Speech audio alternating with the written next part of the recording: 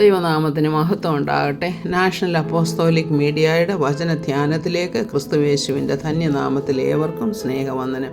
ഇന്നത്തെ നമ്മുടെ അല്പസമയത്തെ ധ്യാനത്തിനായിട്ട് എടുത്തിരിക്കുന്നത് 16-ാം സങ്കീർത്തനമാണ്.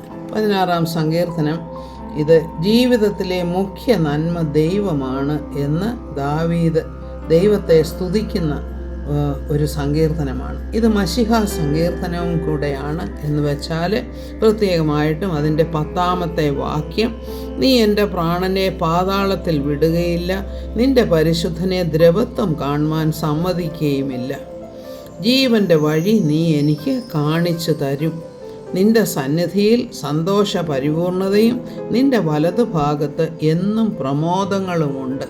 അതായത് ഒരു ഭക്തൻ കർത്താവിൻ്റെ സാന്നിധ്യത്തെക്കുറിച്ചാണ് ഇത് പറയുന്നത്. അപ്പോൾ തന്നെ കർത്താവിൻ്റെ ഉയർത്തെഴുന്നേൽപ്പിനെ കുറിച്ചും കൂടെയാണ് നീ എൻ്റെ പ്രാണനെ പാതാളത്തിൽ വിടുകയില്ല. അതായത് മരിച്ചാലും ഒരു നിത്യജീവൻ നമുക്കുണ്ട്. അതിന് മാതൃകയായിട്ട് ആദ്യജാതനായിട്ട് കർത്താവ് ഉയർത്തെഴുന്നേറ്റു എന്ന് നാം മനസ്സിലാക്കുന്നു. അപ്പോൾ കർത്താവിൻ്റെ ഉയർപ്പിനെക്കുറിച്ചും ഇനി നമുക്ക് ലഭിക്കാനുള്ള ഉയർപ്പിനെക്കുറിച്ചും കൂടെയാണ് ഇതിവിടെ പറയുന്നത്. അപ്പോൾ അങ്ങനെയുള്ള ഒരു ഭക്തൻ്റെ ജീവിതം എങ്ങനെയുള്ളതാണ് എന്ന് അതിൻ്റെ മുൻപിൽ ഉള്ള വാക്യങ്ങൾ നമ്മൾ വായിച്ചാൽ മനസ്സിലാക്കുന്നത് ഇങ്ങനെയാണ്. ഇവിടെ എഴുതിയിരിക്കുന്നത്, നീ എൻ്റെ കർത്താവാകുന്നു, നീ ഒഴികെ എനിക്ക് ഒരു നന്മയുമില്ല. അതുപോലെ തന്നെ അന്യദേവന്മാരുടെ നാമത്തെ ഞാൻ എൻ്റെ വായിൽ എടുക്കുകയില്ല. ഇതൊരു ഭക്തൻ്റെ സമർപ്പണമാണ്. കർത്താവിൽ മാത്രം പൂർണ്ണ ആശ്രയം വയ്ക്കുന്ന ഒരു വ്യക്തി എങ്ങനെയായിരിക്കും എന്നുള്ളതാണ്. അതുപോലെ പിന്നീട് പറയുന്നത്, എൻ്റെ അവകാശത്തിൻ്റെയും പാനപാത്രത്തിൻ്റെയും പങ്ക് യഹോവയാകുന്നു, നീ എനിക്കുള്ള ഓഹരിയെ പരിപാലിക്കുന്നു. എന്താണ് അതിൻ്റെ അർത്ഥം? എൻ്റെ അവകാശമെന്ന് വെച്ചാൽ എൻ്റെ ദൈവമാണ് എൻ്റെ അവകാശം. എനിക്കെല്ലാം നൽകുന്ന എൻ്റെ ദൈവമാണ് എൻ്റെ അവകാശം.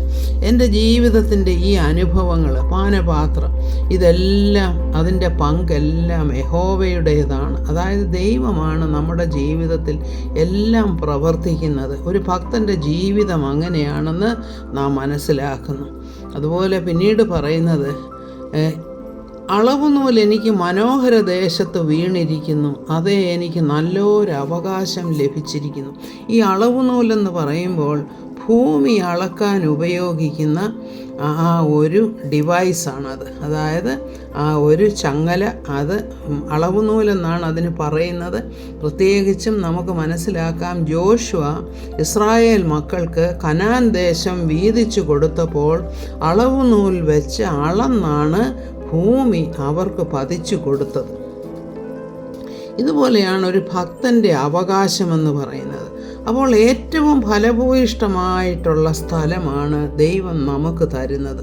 അതായത് നമ്മുടെ ജീവിതത്തിൽ എന്താണോ നമുക്ക് നന്മയ്ക്കായിട്ടുള്ളത് അതാണ് ദൈവം നമുക്ക് തരുന്നത്. അതുപോലെ നമ്മുടെ അളവുനൂലും നമ്മുടെ ഓഹരിയും എവിടെയാണ് വീണിരിക്കുന്നത്? ദൈവത്തിലാണ് നമ്മുടെ അളവുനൂല്. യഹോവ എൻ്റെ ഓഹരിയാകുന്നു എന്നാണ് സങ്കീർത്തനക്കാരൻ പറയുന്നത്. യഹോവ എൻ്റെ ഓഹരിയാകുന്നു. അപ്പം അതും നമുക്ക് അളന്ന് ലഭിച്ചിരിക്കുന്നതാണ്. അളന്ന് ലഭിച്ചിരിക്കുന്നതെന്ന് പറയുമ്പോൾ അതിൻ്റെ ലിമിറ്റിനെ കുറിച്ചല്ല പറയുന്നത്, അവകാശത്തെക്കുറിച്ചാണ് പറയുന്നത്.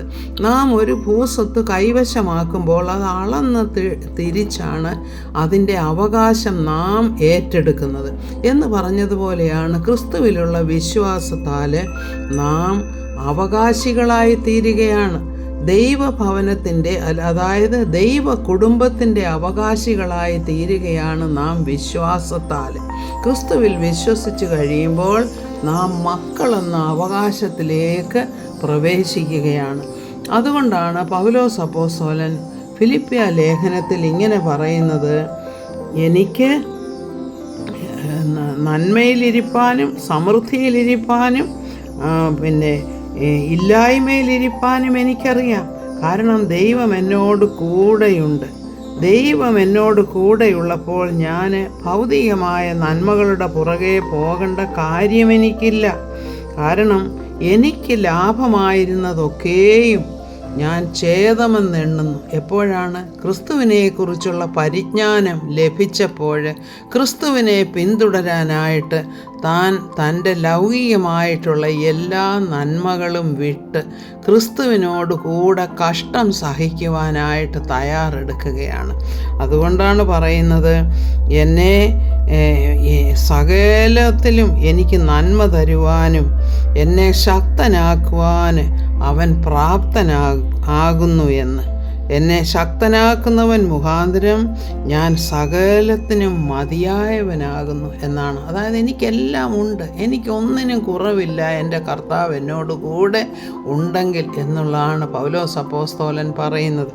അപ്പോൾ ഇത് നമ്മുടെ ജീവിതത്തിൽ ഇതെങ്ങനെയാണ് പ്രാവർത്തികമാകുന്നതെന്ന് വെച്ചാൽ, കർത്താവിൽ ആശ്രയം വയ്ക്കുമ്പോൾ, കർത്താവിൽ തന്നെ ആശ്രയം വയ്ക്കുമ്പോൾ അവൻ നമുക്ക് വേണ്ടി കരുതുന്ന ഒരു കർത്താവാണ്.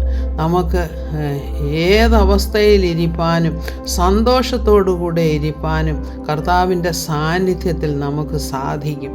അതാണ് ഈ സങ്കീർത്തനത്തിൻ്റെ പ്രത്യേകമായിട്ടുള്ള ദൂതെന്ന് പറയുന്നത്.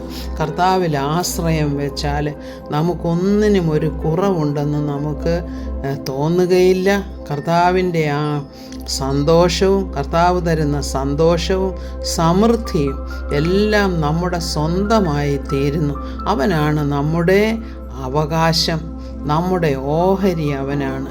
ഇങ്ങനെ കർത്താവിൽ പൂർണ്ണമായി ആശ്രയിച്ച് സന്തോഷിപ്പാൻ തക്കവണ്ണം കർത്താവ് നമ്മെ സഹായിക്കട്ടെ എന്ന് പ്രാർത്ഥിക്കുന്നു. സകല മഹത്വവും കർത്താവിന് സ്തോത്രം.